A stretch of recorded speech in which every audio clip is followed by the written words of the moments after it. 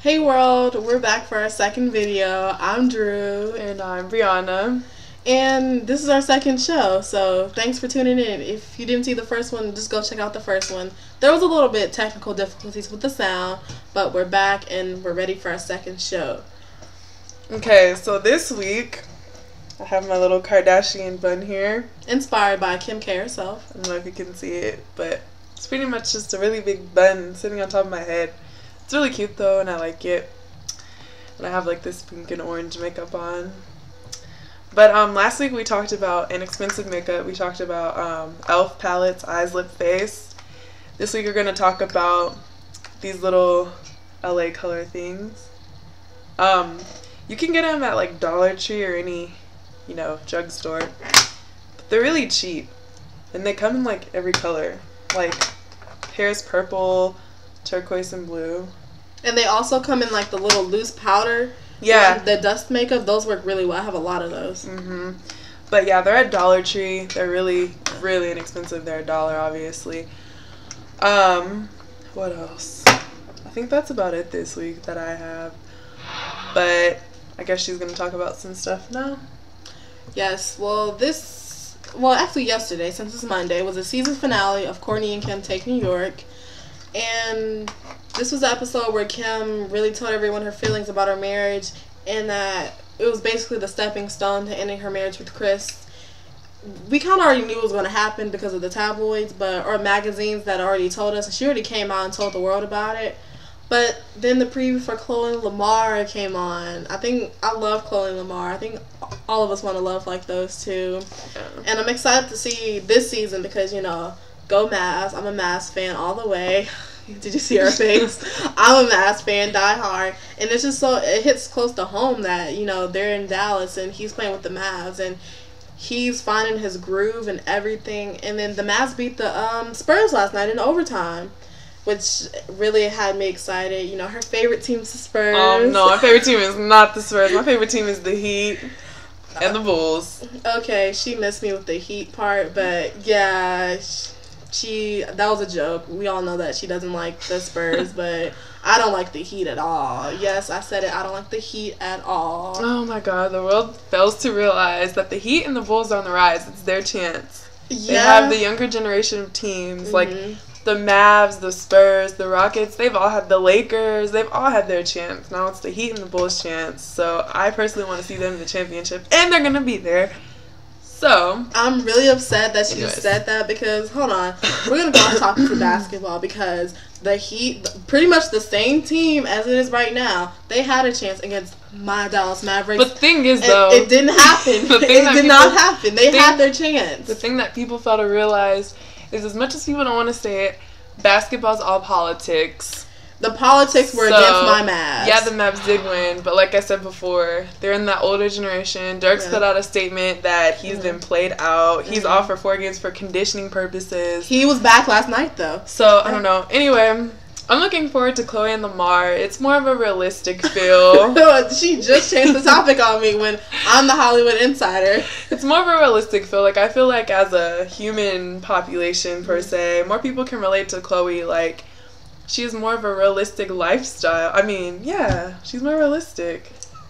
She's not super skinny. That's not normal. She's looking at me like I have some big objection. Like, I'm Team Kardashian, remember, all the way, no matter who it is. I'm 100% Team Kardashian, but Khloe and Lamar, basketball, completely off topic, but yeah, go Mavs at the end of the day. And Valentine's Day is coming up. Is it this weekend or next weekend? I think it's next weekend. Next weekend's Valentine's Day.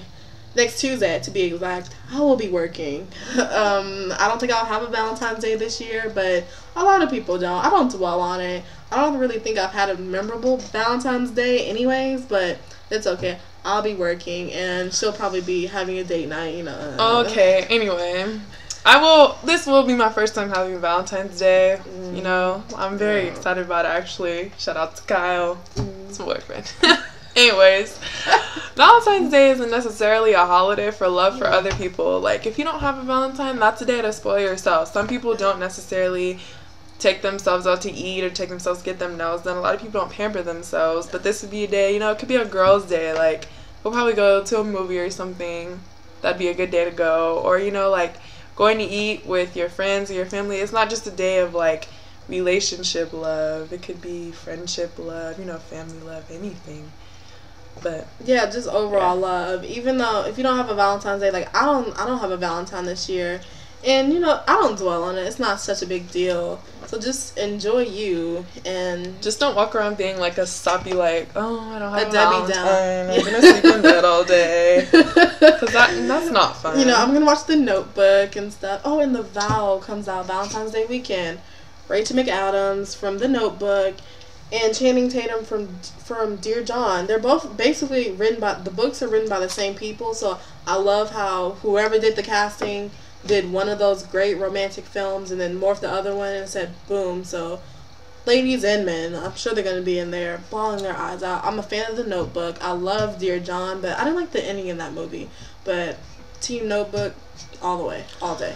Speaking of endings, for those of you who watched the Kim and Kourtney in New York, that ending was kind of like, why was the episode even shown? Like, I guess because we looked back at it, the show is kind of like, you know, like looking back, we already knew that they were going to get a divorce. So for them to just be like, okay, we're going to go back to LA and talk about it, it was kind of just like, okay, I kind of figured that one out. They left saying their goodbyes and their highs and lows. Like, I kind of wanted it to be more dramatic, but It's I television. guess that's what happens when you get reality TV. You never know. And another thing, this is a show I watch. I don't know if Briana really keeps up with it, but Real Housewives of Atlanta. Oh my gosh, last night the ladies were in Africa, and Sheree cracked me up. The whole gang cracked me up because Nene brought Marlo Hampton on the trip, and Marlo was trying to give etiquette tips to all the ladies. And you have 7 mugshots. You have 7 mugshots, and you're giving etiquette advice. I don't know any of these women personally. I don't want anyone to get offended by these videos, but it was just interesting. Not that you should judge anybody by your past. Yes, but you shouldn't. If you don't know anybody in a group, it's kind of disrespectful to come in and tell them how they should do things. It was either Candy or Sheree. They made the point that, I think it was Candy Burrs. Don't quote me on that. You should go back and watch the episode. That it feels like she's trying to erase her past. And you can't do that. And then Sheree made a joke that I don't think this lady who writes etiquette books wrote a chapter on aggravated assault. And she really said that. Blow. She really said that on the show. And Phaedra gave all the ladies little pocket mirrors that said, like, love Phaedra, life is a journey, because they traveled back to the motherland of Africa. And Marlo didn't get one. And Phaedra made a comment that, well, when you invite yourself on a 10-day trip, unexpectedly, you don't get the perks. You don't get like little souvenirs. But she said she'll send her one on the way home. But I've always wondered this. Okay, you know how they have a bunch of money. Yeah. Do you think Phaedra paid for like everybody to go, or? I don't know how TV works, but I'm sure you know on a lot of the shows like Basketball Wives how they take trips. I'm not sure if that's funded by the show, or if it's funded personally. Either way, it doesn't matter to me who it's funded by, but I don't know how that process works. It's interesting, but I don't know how it works. So I don't know if it's funded by them personally, or do they foot the bill themselves, or does the show or the companies back that up? But it was interesting. 10 days in Africa, and Kim stayed home because she had recently had her baby back then, so she stayed home in Atlanta, and she was doing good with her baby and then her daughters and everyone else. But we'll see what Real Housewives of Atlanta brings to the table soon. Bad Girls Club happens this week too. Bad Girls Club, it's Monday. Bad Girls Club Day. It comes on tonight. I will give you guys on our next video the review on that. I just can't wait to see all the girls be bad and what happens. I love Bad Girls Club. And we'll just see what happens with that. Okay, so now we're going to go to music. I'm going to do a little, like, you know, local music here in West Texas and then, you know, branch out. Anyways.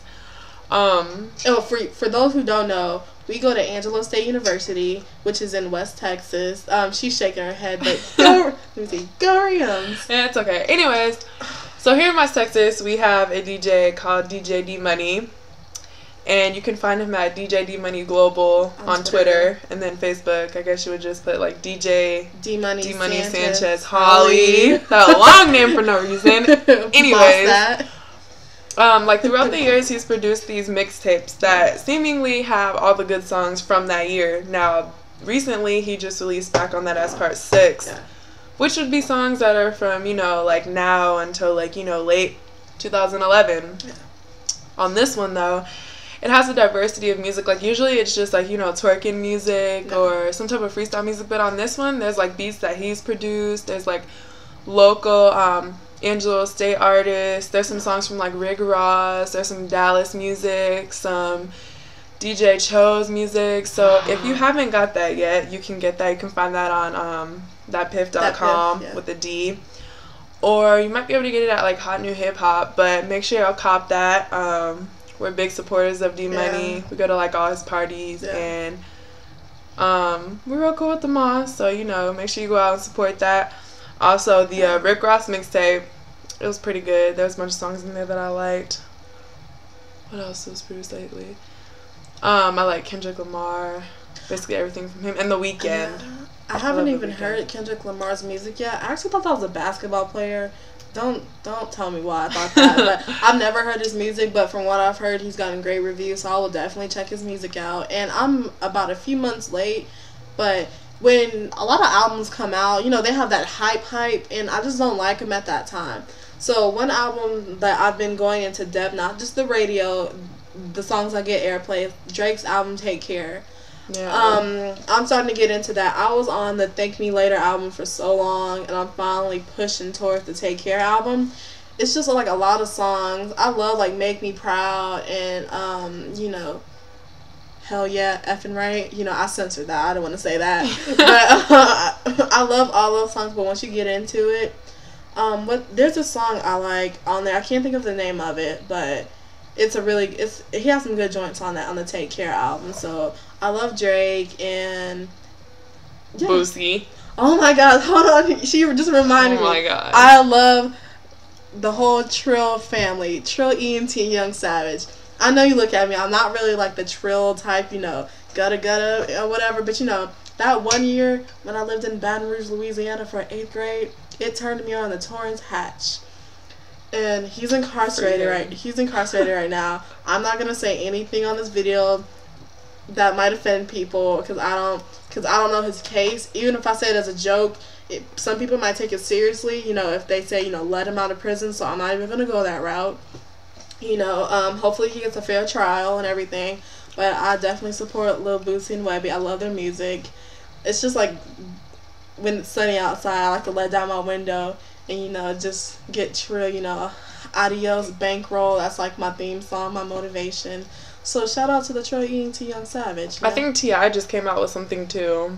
I'm not 100% sure, but I'm pretty sure he did. Anyways, let me just say that we speak on our own behalf. I'm not talking for a bunch of people. So if you're offended, I mean, people get offended by statements, but please don't feel the need to put 6 million negative comments. Like, they're just going to get ignored, and then at a certain point, comments are just going to be disabled. So yeah, let's not even go that route. We speak for ourselves. We don't represent anyone, and we represent ourselves. Like, we just had a friendly debate about basketball. That was lighthearted, but topics can get serious, but we represent ourselves, no one else. And it's like I said, people get offended.